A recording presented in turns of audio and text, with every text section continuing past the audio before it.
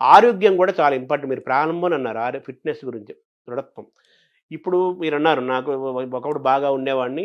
ఇప్పుడు కాస్త కళ్ళజోడొచ్చింది. కొంచెం మోకాళ్ళ నొప్పులొచ్చినియి అంటే ఇప్పుడు 60 దాటిన తర్వాత 50 ఏళ్ళు, 60 ఏళ్ళు దాటిన తర్వాత ఇప్పుడు చిన్న పిల్లలకే కళ్ళజోడులొచ్చేస్తున్నాయి. సో, కాబట్టి ఆరోగ్యం గూడా చాలా ఇంపార్టెంట్ గదా! సో, ఆరోగ్యం పట్ల ఒక అవగాహన కలిగించటము, ఆహార నియమాలు ఇవి గూడా యువతని, బాల్యాన్ని శక్తివంతంగా నిర్మాణం చేయడంలో ఆరోగ్యం యొక్క పాత్ర చాలా ముఖ్యం గదా! వాటిని గూడా మీరు టచ్ చేస్తారా? ఖచ్చితంగానండి. అనుమానం లేకుండా. నేను పిల్లల్ని ఉద్దేశించి చేసినటువంటి ప్రసంగాల్లో దీన్ని స్పృశించకుండా ఎప్పుడూ మాట్లాడను. ఎందుకనంటే అసలు మూలం శరీరమే గదండీ! శరీరం అన్నది అత్యంత ప్రధానమైనటువంటి విషయం. అందులో ఏది పడితే అది పడేస్తే అది ఆరోగ్యంగా ఉండమంటే ఎట్లా ఉంటుంది? దాంట్లో ఏది వెళ్ళాలో అది విడితేనే అది మీరు చేయవలసిన పనికి అనుగుణంగా మీకు సహకారం చేస్తుంది. కాబట్టి దాని విషయంలో పరాకు పనికిరాదు. 2 మీరొకటి గమనించండి. అనారోగ్యం తనంత తాను మీ ప్రమేయం లేకుండా అనుకోకుండా వచ్చిందనుకోండి, అది వేరు. దానికి ఎవరిది తప్పు కాదు.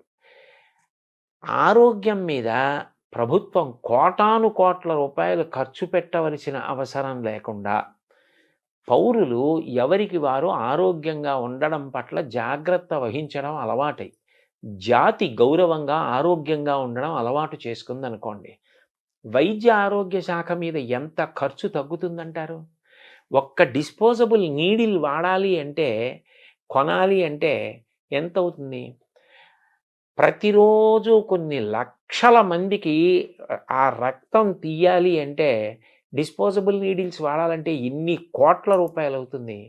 అది వాళ్ళ ప్రమేయం లేకుండా వాళ్ళు ఏ తప్పు చేయకపోయినా ఏదో అనారోగ్యం వచ్చిందనుకోండి, అది ఎవరు దాన్ని తప్పు పట్టరు.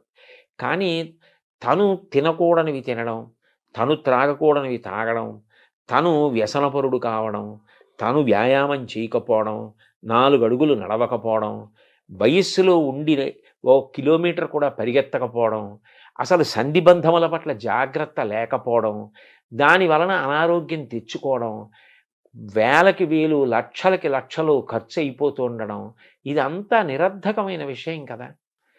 అది 2 మానసికంగా కూడా చాలా తీవ్రమైన పరిస్థితిని కల్పిస్తుందండి. ఇప్పుడు నేనే ఉన్నాను. ఎక్కడికో ప్రవచనానికి వెళ్ళాలి. నేను ప్రవచనానికి వెళ్ళడం నా ఆరోగ్యం దాని మీద ఆధారపడదు. చుట్టుపక్కల ఉన్న వాళ్ళు కూడా ఆరోగ్యంగా ఉన్నప్పుడే అందరూ ఎవరి కర్తవ్యం వాళ్ళు చేయగలరు. వినేవాడు కూడా ఆరోగ్యంగా ఉండాలి. అది మీరు చెప్పింది వాడు వినాలి కదా! అందుకని ఇది చాలా అవసరం అండి. చాలా చాలా ముఖ్యమైన విషయం అది. సో, విద్యాశాఖ, సాంస్కృతిక శాఖ, క్రీడా శాఖ ఇన్ని శాఖల మధ్య సమన్వయం చేసుకుంటూ వెళ్ళాలి మీరు. అంత బాధ్యత గల పాత్రలోకి మీరు పోషించాల్సి వస్తుంది. అంటే నేను పోషించడం చెప్పడం వరకు మీ వరకు మీ మనసులో ఒక ప్రణాళిక అది అక్కడ వరకు. ఇవి అన్నీ కూడా విద్యార్థుల విషయంలో అత్యంత అవసరమైన విషయాలండి. నా వరకు నాకైతే విద్య నేర్పుట అన్న మాటలో పిల్లాడికి చదువు చెప్పడం, పుస్తకాల్లో ఉన్న విషయం చెప్పడం ఒక్కటి కాదు అని నేను బాగా నమ్ముతాను. ఒక పిల్లవాడు శారీరకంగా పెరగడం, మానసికంగా పెరగడం, నీతి నియమాలు తెలిసి ఉండడం, భగవంతుడు వాడికి ఏ తెలివితేటలు ఇచ్చాడో ఆ తెలివితేటల్లో వాడు చాలా బాధ్యత కలిగిన పౌరుడు కావడం. విద్య, ఆరోగ్యము, క్రీడలు, కళలు, చరిత్ర, సంస్కృతి, మానసిక, శారీరక, సామాజిక అన్ని రకాల వైభవాన్ని వాడు పొందాలి. పొందితే అమ్మో, లేకపోతే తరం మారేటప్పటికీ దేశం ఇంకా ఉన్నతిని పొందాలి. కానీ దేశం పతనం వైపుకి వెడితే ఎక్కడో తేడా జరుగుతోంది, ఎక్కడో దోషం జరుగుతోందని గుర్తు కదండి. ఆ విషయంలో ఎంతో జాగ్రత్త తీసుకోవలసిన అవసరం ఉంది కదా. సో, ఇన్ని శాఖల మధ్య సమన్వయం జరగాలి, ఉండాలి. అది మనం చేసేది కాదు. అన్ని సమన్వయాలు మనం చేయలేము. ప్రభుత్వం మనం ఎంతవరకు అంటే దీని అవసరాన్ని మనం నమ్మినదేదో అది త్రికరణ శుద్ధిగా చెప్పడం వరకు మన కర్తవ్యం. ఈ క్రమంలో ప్రభుత్వము, ప్రజలు ఇద్దరూ భాగస్వామ్యం ఇవ్వాలి కదా. కేవలం ప్రభుత్వం కాదు కదా, ప్రజలు అవ్వాలి కదా. ఇందులో సంకుచిత దృష్టి వదిలిపెట్టాలండి.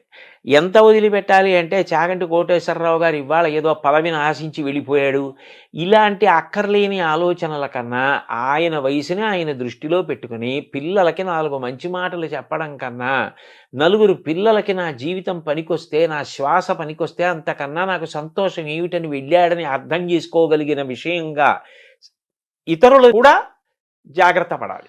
అందరూ సంకుచిత బుద్ధిని విడనాడి పిల్లల విషయంలో మాత్రం చేతులు కలిపి ఒకటిగా నిలబడితేనే జాతి నిర్మాణం జరుగుతుంది. అంటే ఒకప్పుడు మనం తల్లిదండ్రుల గురించి మాట్లాడుకున్నాము, గురువుల గురించి మాట్లాడుకున్నాము. ఒకప్పుడు మనకు అమ్మమ్మలు, బామ్మలు, పెద్దవాళ్ళు భారత, భాగవత, రామాయణ కథలు చెప్పేవాళ్ళు. అది కూడా మనం దూరం అవుతున్నాం కదా!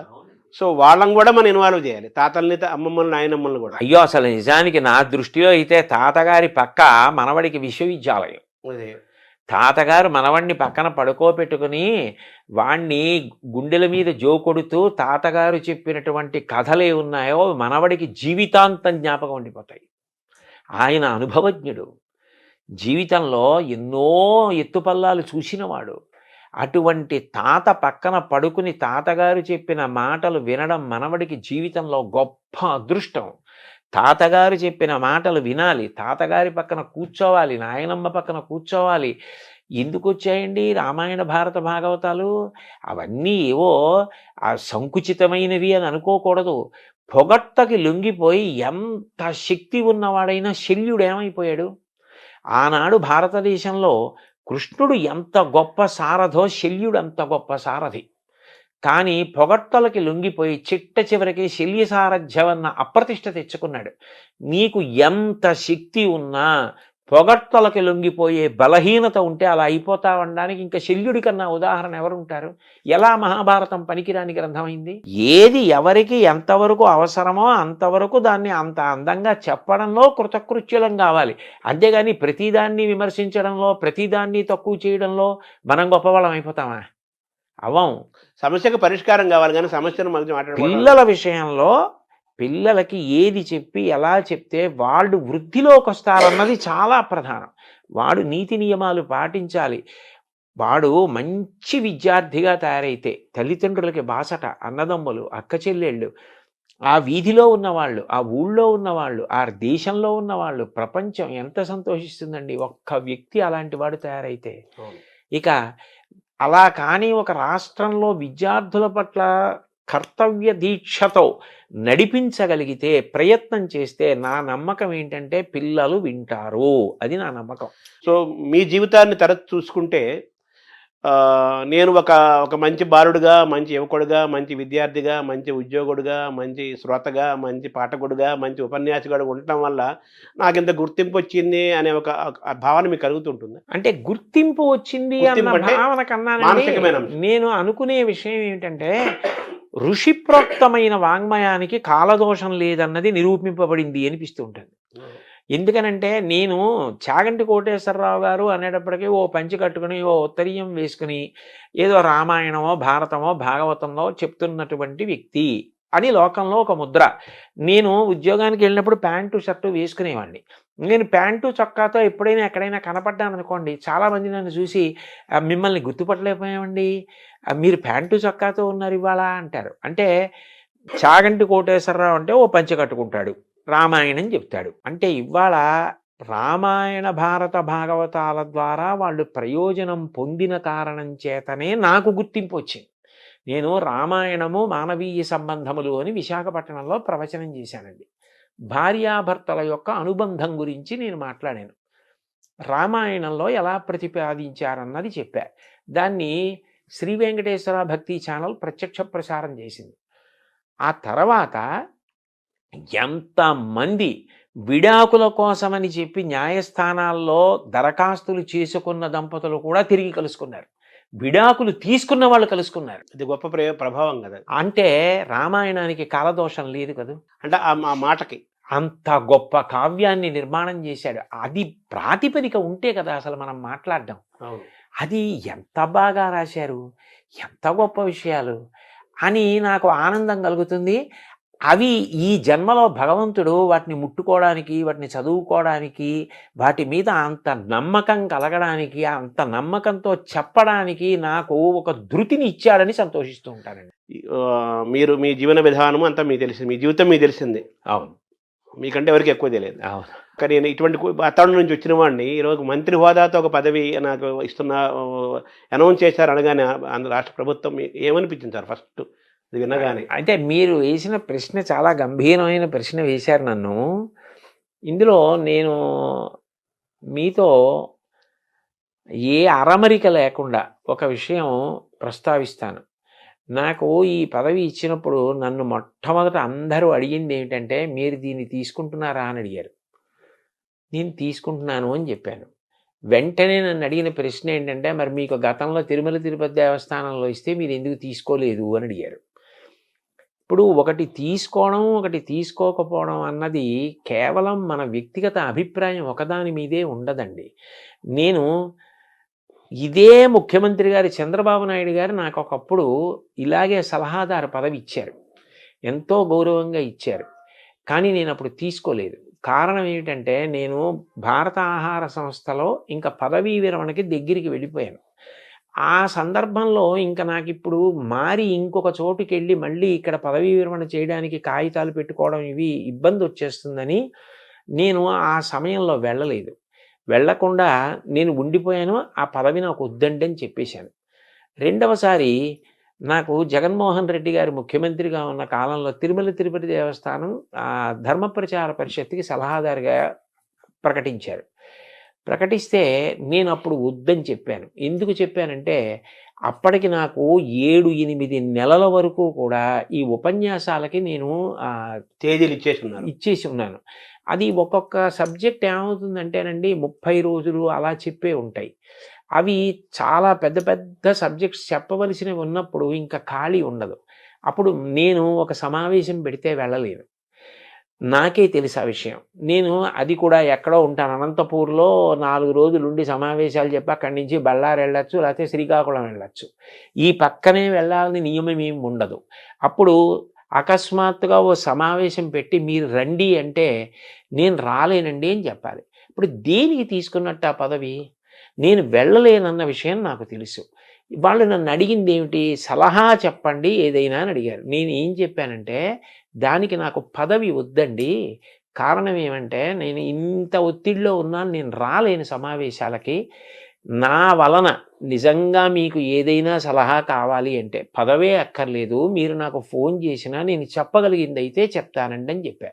అట్లాగే నేను చెప్పిన ప్రవచనాలు వెంకటేశ్వర భక్తి ఛానల్ వారు ఎన్నో సంవత్సరాలుగా వేస్తున్నారు.